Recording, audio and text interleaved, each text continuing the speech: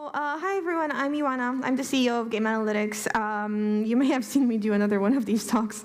But this time we're going to speak to, we tried to look at something different than we usually do. And we're actually using as a basis for this Benchmarks Plus, so the tool that you just saw in the video. It's actually possible for you to get all of these insights now as well. Some things that are good to know before we get started. What you have in the brochure, because the brochure is, kind of handed out and free and so on, is you'll have a look at the top 25% of games. Today we'll go through the top 5% in different categories, and the tool includes that, the top 5%, and we're adding more like the top 4, 3, 2% of games. So in every category, we're going to look at the best performers for that category. This is a very fresh benchmark. It encompasses the whole of 2019, so literally this data is like hot off the press, the absolute newest data you can possibly get. And I'm gonna go right into it. So you saw a bit of this in the video, but if you don't know GameAnalytics, or you know us just briefly, so we have an SDK that is integrated into mobile games. We collect data, create reports for the studios. We reach over 1.2 billion monthly players, and I think over 90,000 actually games in the meantime, and since we actually did this. We are a free tool, but we are very, very widely adopted, and at any one time we work with like 30 to 60% of the top 100 of the App Store.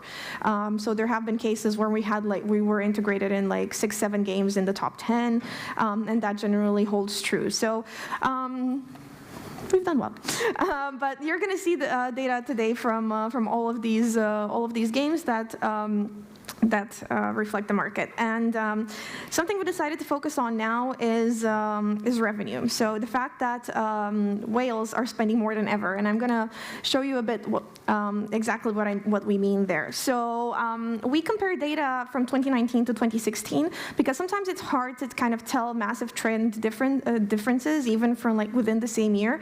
But you do see a clear difference between 2016 and 2019. And what we see is that there was everybody is kind of like whales are spending more. This increase is visible at the level of the entire industry. It is like a 20% increase now, but at certain peaks it was higher. And what is interesting is that in classic games like board, card, casino games, the spend is even more visible. So here the increase is much higher. It's around 50%. Generally, like I said, you don't necessarily see, like if you look at the line, you will notice that it's not like it's not going up very abruptly or down very abruptly. So sometimes it's hard to see these things. And when you are planning your studio strategy, it's hard to look at sometimes at the past 6 months and tell, okay, is there a trend? Is the market going in a certain direction or not? Which is why this time we wanted to look at what happens over longer term to say that actually there are trends that it is like if you just look at a very short time frame cannot be seen, and this is one of those trends. To kind of pinpoint that a bit more and give you an idea of what it means in terms of numbers, there is a massive difference between genres. So like card casino games, people talk about high ARPPU being like $50, $60. Card casino games have like $150. They are massive. And I think the opportunity here is to consider, even if you don't do kind of card casino games, if you don't do, like are not typically a provider associated with gambling. Right, but there is opportunity to use these game genres or these game mechanics like social casino games, right? So I would consider, even if you think of yourselves as not a company that does casino games, that does slots or bingo or cards or whatever, if there are ways that you could like phase these mechanics in, because the upside can be immense. Even if you do it with a prototype or two, you would be able to see like a massive increase if you capture some of the right audience. Right, because like I said, the difference here is like anything from like 3x the revenue to like 5x the revenue. So it is a massive thing. Now, how does this apply to casual games? Just taking a breath. Yeah, loudmouth. So there has been a similar increase, and kind of like overall, the market is slightly going down. However, it is still higher than it was about 3 years ago. It is sometimes hard to explain why this happens. Usually, there is a downward trend in general in the summer, by the way. Like there is, like in the summer, both traffic and revenue and so on tend to be down. The interesting thing is we have not seen like go up very highly towards this end of the year, which we sometimes normally see. So sometimes you will see a downward trend for the first part of the year, and that will pick back up. This year we haven't necessarily seen that. However, I would say the numbers are still much, much higher. So there is still about a 20% difference. And if we look at kind of per genre, interestingly enough, the arcade genre, which is most associated with hyper-casual, is actually doing quite well. It still reaches ARPPUs of like $40, $50, $60, and they're also higher. The action genre is doing amazingly well, and we think that this can be attributed to like player versus player, like first shooters, things like that. Sometimes like really well-architected runners, but the action genre is doing amazingly well. Out of all the kind of casual genres, it behaves the most like a mid-core genre, probably because there is also some crossover there. But that's good to know. And an important thing here to remember is that I think we talk a lot about ads, the growth of ads, and so on, but IAP is still a very, very legitimate strategy for casual games, right? It's a harder strategy to implement. It takes a longer time to develop, but there is no reason why you shouldn't see your game as a game that can make high IAP revenue. And again, this has generally increased. So if you have invested in this 2 years ago and had been prototyping and tried to find like a good IAP strategy, you would be making proportionally more money now than you would have at the beginning. So it is something that is worth doing and experimenting with.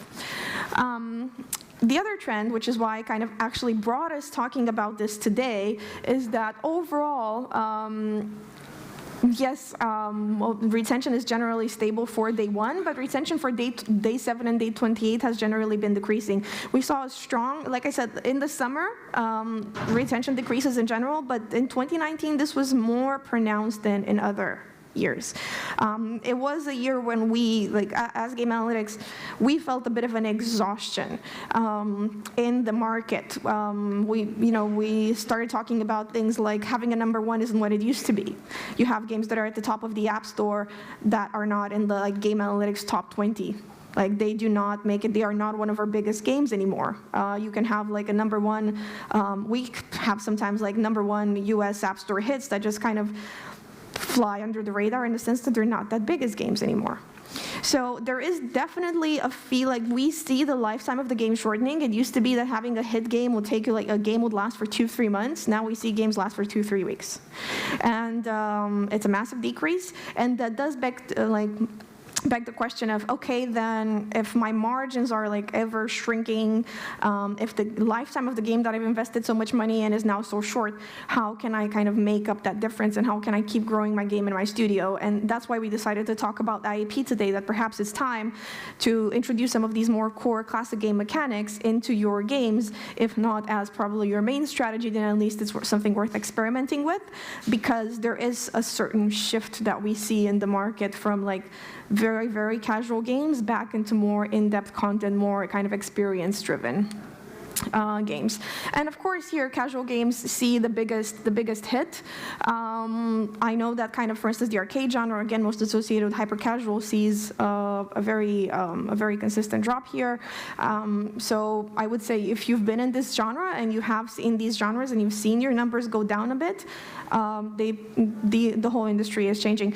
Another thing that is good to know, especially for you all right now, because we looked at these numbers for the past 2 weeks, the first 2 weeks of the year have the worst retention. Because people are on holiday and they play a bunch of games, then they go back to work. So if you've seen something weird in the past couple of weeks, that's actually a thing. Like retention is like just goes down and goes back up at the beginning of the year. So it's good to know. Okay, takeaways. This is not very heavy on data, by the way, because usually we've done that, and I think that it's quite a lot, so we wanted to focus on very clear things. There is a lot more data in your brochures, and we have a lot more information if you want to come and speak to us. But of course, like I mentioned so far, focusing on your IAP model is important, probably more important than it used to be in this kind of world where life cycles are getting very short. Secondly, if you want to experiment with new types of mechanics, introducing card and casino mechanics can work very well. Slots mechanics, social casino, anything you can do in that area. Also, I would say many games have been combined. Like you see multiplayer casual games, you see all this.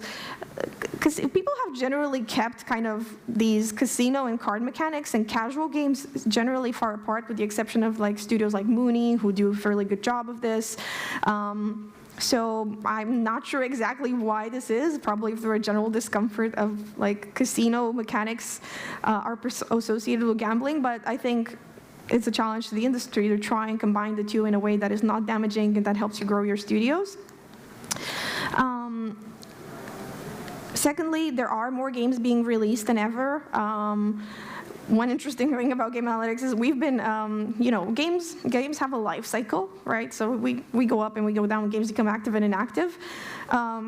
We've never actually had a month where we've like lost in the overall numbers of games. Like the number of active games that we work with and that we see generally is always increasing, and there is very strong competition, more so than ever before. And I would say that the future is casual games. We have gone towards very mass, very basic approach, and now we see it going more in the getting back to content, getting back to better experiences, getting back to live ops automation, game as a service, maintaining the game for a longer period of time. Because we do see that users spend less and less time in the game, they're churning, they are out of patience, and everything, as you all know, has become very similar.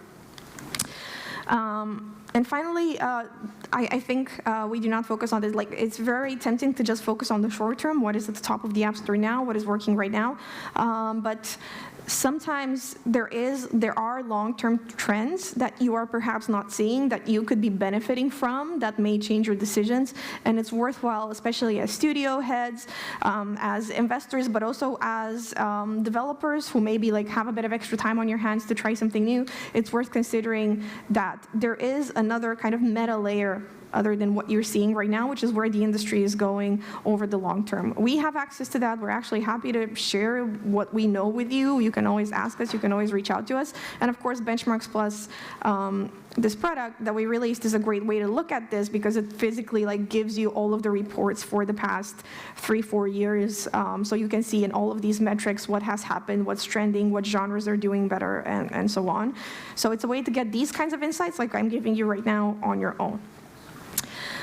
Okay, I think that's it.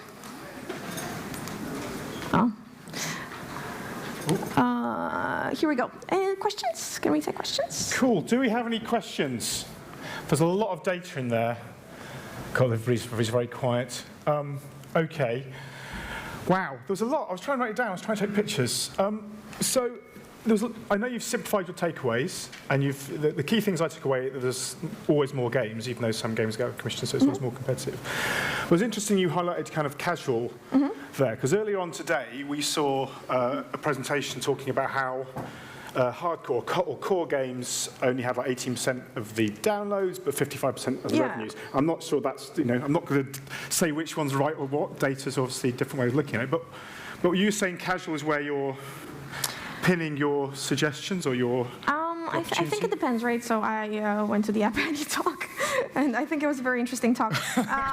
Not really. Battling the data. We definitely see games that are much more in the top 200 rather than like of grossing, right? Yeah. One insight that I would give that actually I think was also given at the time was that Roblox is absolutely killing it. I don't think many mobile developers really take it seriously as a platform. They're absolutely destroying it. We've had Roblox talking a lot of our events, and we're always going, look, this This is a huge thing. Like the kids, and it's getting older and older, their audience as well. So yeah. Yeah, and developers using that platform and taking it seriously are making a lot of money. But I think there is a general sense that yes, core games are making most of the money. I think what we're trying to argue is that doesn't have to be true. Yeah. It's just a matter of how people choose to monetize, and casual games can make a large amount of money from IAP as well. It's just a matter of committing to that strategy. Okay, fantastic. Okay, can we have a round of applause, please? GameAnalytics, you can grab them for more data. Thank you very much, Shona. That's fabulous.